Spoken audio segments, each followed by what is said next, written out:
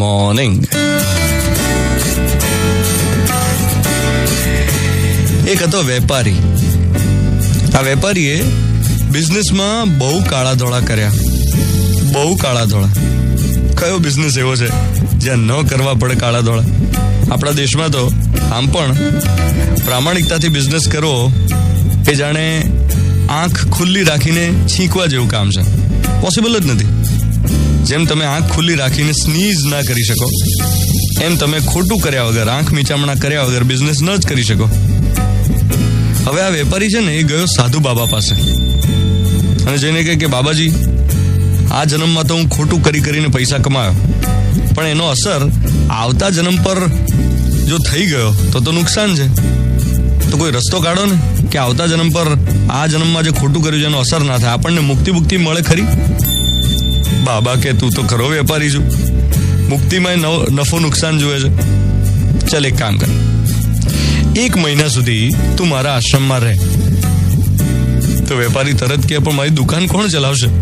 હું 1 મહિનો તમારા આશ્રમમાં રહું તો સાધુ બાબા કે હું ચલાવીશ, આખો મહિનો હું તારી દુકાને બેસવાનો. વેપારી કે ના ભાઈ ના, તમને ના ફાવે, તમે લોચા મારશો અને મને નુકસાન થશે, ખોટ થશે. બાબા કે એક્ઝેક્ટલી, તારો ધંધો મને ના ફાવે ને મારું કામ તને ના ફાવે. જો હું મારું કામ યોગ્ય રીતે કરું તો મારો આશ્રમ બરાબર ચાલે. એમ તું તારો બિઝનેસ યોગ્ય રીતે કર.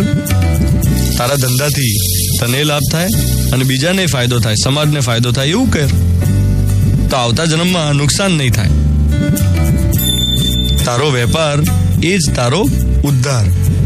ગીતામાં કહ્યું છે, સ્વધર્મે નિધનમ શ્રેય પરધર્મો ભયાવહ.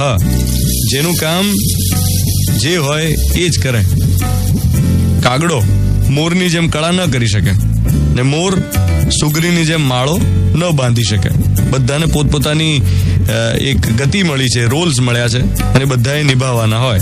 જે જેનું કામ હોય એ કરે.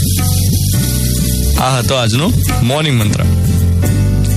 પણ આખી વાતમાં ટ્વિસ્ટ એ છે કે આપણા દેશમાં હવે સાધુ બાબા જે છે ને, એમને દુકાન ચલાવતા આવડી ગઈ છે.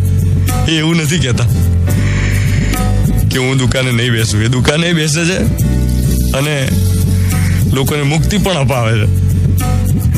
Anyway, 13th June 2017 Tuesday morning, Mirchi 98.3 પર હું છું ધ્વનિત તમારી સાથે. Good morning my dear.